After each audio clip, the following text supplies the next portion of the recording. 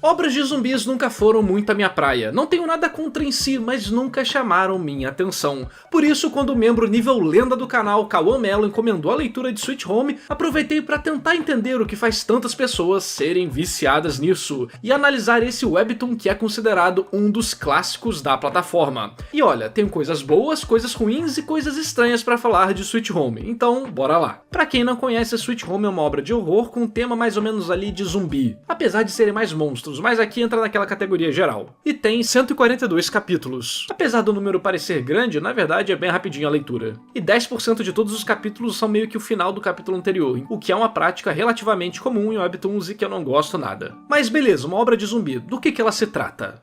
Sweet Home conta a história de Hyun-sha, um garoto hikikomori que odeia sua família e age de forma terrível em geral, seja pessoalmente ou online. Temos várias cenas para gerar técnicas de antipatia nele, e a morte de sua família em um acidente logo no capítulo 0 serve quase como um sentimento de bem feito para o leitor em relação ao personagem. A obra faz um bom balanço nesse início dele ser desprezível, e o autor sabe que é difícil acompanharmos um personagem assim, então vemos ele sendo punido literalmente e narrativamente por suas falas, atitudes e escolhas. Por exemplo, ele chega no funeral da família, fala um monte de besteira e é esmurrado pela galera que tava lá. Depois vai viver num AP barato e percebe a merda que aconteceu. Vemos que ele já tentou se autodeletar várias vezes, e então ele marca uma nova data para deixar esse mundo. Esse drama do personagem e sua família é desenvolvido durante a história, e acho que a obra fez escolhas competentes. Não vou dar muitos spoilers aqui, mas você consegue compreender o motivo dele ter se tornado assim e ter dado as costas pra família. Eu mesmo fiquei com vontade de entrar na obra e encher todo mundo de porrada, tanto o pai quanto os outros personagens. É uma execução clássica de fazer você ter repulsa por um personagem, assim como várias outras pessoas dentro da obra têm, mas então ir te revelando como tudo é mais complexo, potencializando o seu sentimento de putz, pelo fato de você também ter odiado ele antes. Talvez os elementos psicológicos desse personagem sejam um dos dois pilares principais da obra. Vários detalhes são amarradinhos desde o início, como a voz da sua consciência nessa abertura. Enfim, após a morte da família, ele vai morar em um novo complexo de apartamentos. Um local bem humilde na verdade, e as coisas começam a ficar com um clima meio estranho. São pequenos avisos temáticos de tudo que vai dar errado. E eventualmente acontece. Ele vê algo bizarro em seu interfone e depois descobre que não estava alucinando. As pessoas estão começando a virar monstros. Daí em diante começa uma luta pela sobrevivência. Que estratégia tomar? Sair do quarto ou ficar nele? Devo tentar contato com outras pessoas ou isso só vai piorar a situação? Devo lutar ou fugir dos monstros? E a maior parte da história se passa em um local fechado, o que faz com que o autor tenha uma liberdade para trabalhar outros elementos porque ele não precisa ficar retrabalhando o ambiente toda hora. Como eu falei mais cedo, apesar de ser uma história de zumbi, eles não são aqueles zumbis mais normais. As criaturas estão mais para monstros mesmo, todos eles com características específicas que mudam não só a sua aparência, mas também seus poderes e comportamento. Então, cada encontro com essas criaturas exige uma estratégia diferente, o que é bem interessante, dando soluções legais para os problemas e normalmente não sendo algo que se resolve apenas em um confronto, com eles precisando fugir para voltar depois ou dando um jeito do monstro sair do local. Aqui lidar com essas criaturas não é fácil, mesmo que seja só com uma. Enquanto em filmes de zumbi tradicionais a gente tem um monte de bicho que vai ser morto rapidamente, aqui cada um é um desafio, e lutar com dois ao mesmo tempo pode ser uma sentença de morte. O perigo dos monstros acaba juntando o protagonista com outros moradores do prédio, e durante a história eles precisam sobreviver juntos, mas as coisas não são tão fáceis assim.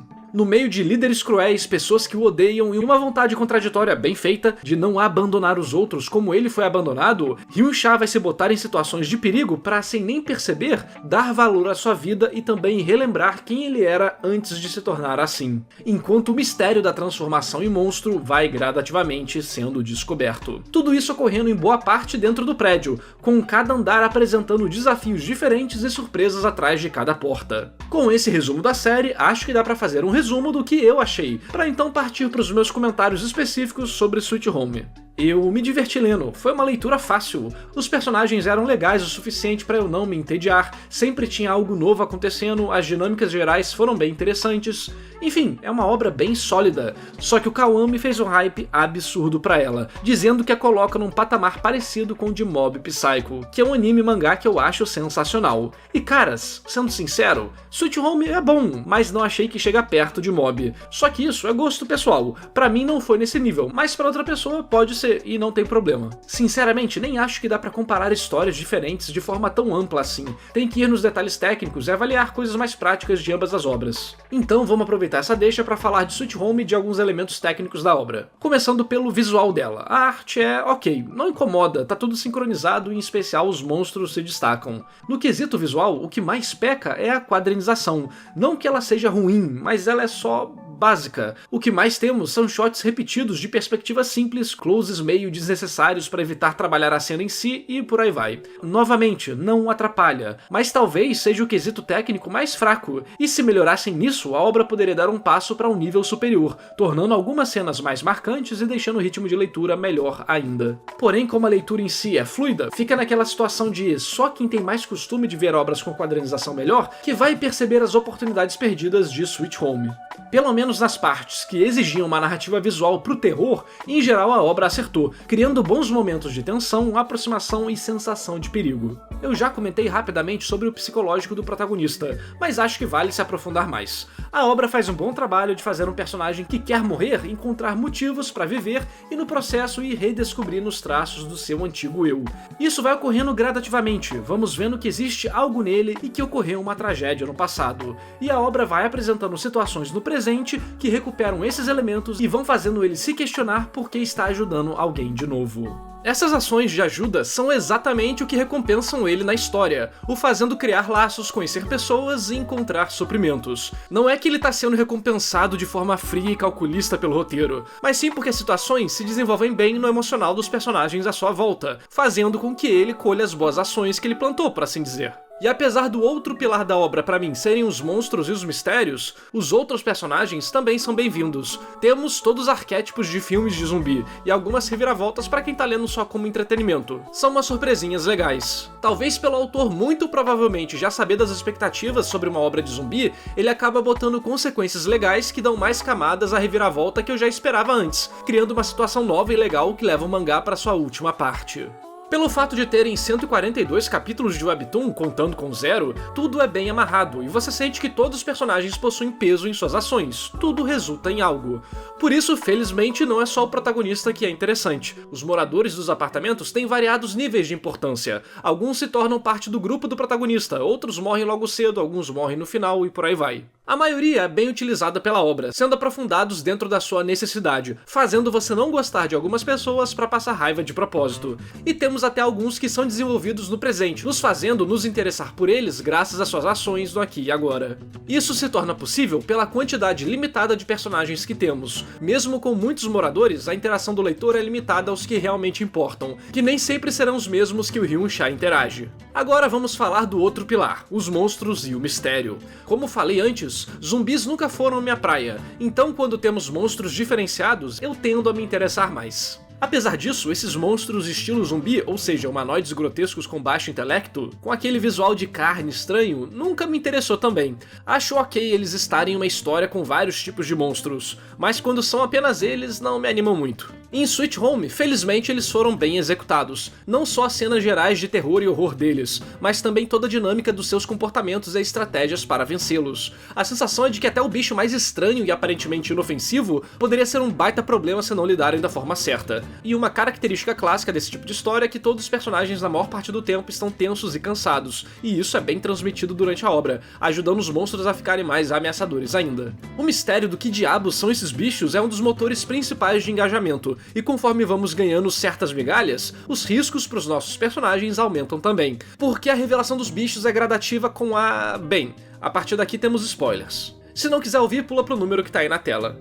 A revelação dos bichos é feita conforme vamos descobrindo que o próprio protagonista também está virando um monstro. Inclusive, ele acaba sendo uma das fontes de informação que temos sobre toda essa situação. Obras onde o próprio protagonista está virando um monstro podem cair muito num power fantasy, uou, vou virar um humano fodão. E isso é até abordado na série com o psicopata de duas personalidades, que usa esse fator para conseguir ter poderes, mas não ser consumido pelo monstro. Só que nosso protagonista não tem essa moleza, e toda vez que ele permite o monstro tomar parte do controle para que ele fique mais forte, rápido, se regenere, mais ele vai ficando abalado e perdendo o controle. Enfim, quanto mais ele deixa o monstro entrar, mais ele arrisca a próxima transformação ser a última. Outra coisa que achei bem aplicada para manter a atenção da série e não banalizar os desafios é que mesmo os poderes que ele ganha são bem básicos. Ele tem muita força, reflexo, recuperação.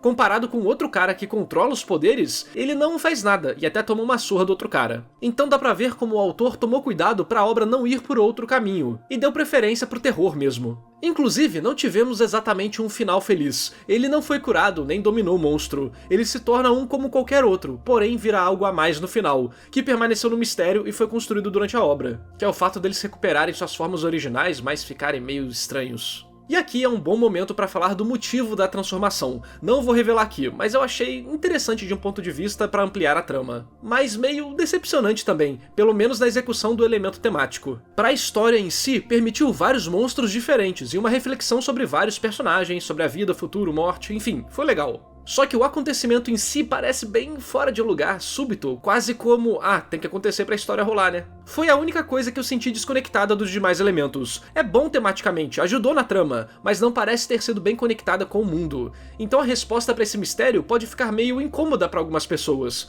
Foi respondido, mas isso gerou mais dúvidas e questionamentos ainda. E talvez isso seja algo padrão de obras de terror. Nem tudo vai ter explicação, mas normalmente existe algum tipo de fechamento ou conexão que você aceita. Aqui é só meio estranho, não me incomodou de verdade, não me fez falar, nossa, que ruim. Só fiquei, mas por quê? E aí? O próprio fim da obra deixa tudo em aberto para uma possível continuação, não necessariamente com o protagonista, então quem sabe isso seja respondido no futuro. Mas o porquê de tudo aconteceu naquele dia, daquele jeito, com todo o planeta ao mesmo tempo, pareceu só solto. O que é uma pena, porque todo o resto tem um ajuste super fino, então realmente tenho que elogiar a obra. Ela parece ser consciente dos problemas que histórias assim caem, mas não só toma cuidado para evitar, como faz questão de trabalhar bem exatamente esses elementos perigosos. Talvez isso seja questão de obras de horror e terror. Quanto mais sabemos sobre a situação, mais insatisfeito ficamos com as explicações, pois dificilmente isso vai substituir as boas sensações de mistério que tínhamos. E é bem comum que muitas obras acabem indo para um lado de ação para substituir a fonte da tensão, tentando manter o leitor ou o espectador engajados. Sweet Home não vai por essa rota, fazendo questão de acabar a história rápido depois que sabemos demais, o que em geral é recomendado. Minha opinião geral sobre Sweet Home é que é uma obra bem competente, mas não senti que foi excepcional como me venderam. Talvez seja excepcional pro mundo dos webtoons? Talvez. Inclusive me recomendem mais webtoons bons aí nos comentários. Talvez tenha sido uma questão de expectativa que criaram em mim? Talvez. Mas eu mesmo falei pro cara que achava difícil ser o caso. Ao mesmo tempo, Sweet Home é uma obra que me sinto muito confortável em recomendar para a maioria das pessoas. Não foi algo que me impactou ou marcou, mas foi aquela obra que eu li e fiquei, nossa, legal, bacana, vou recomendar para algum amigo. Inclusive para você que tá assistindo, se estiver procurando algo desse tipo, Sweet Home será uma boa pedida. Agora quero saber o que você acha da obra, boa, ruim, já conhecia, ficou interessado em ler ou não? Me diga aí nos comentários.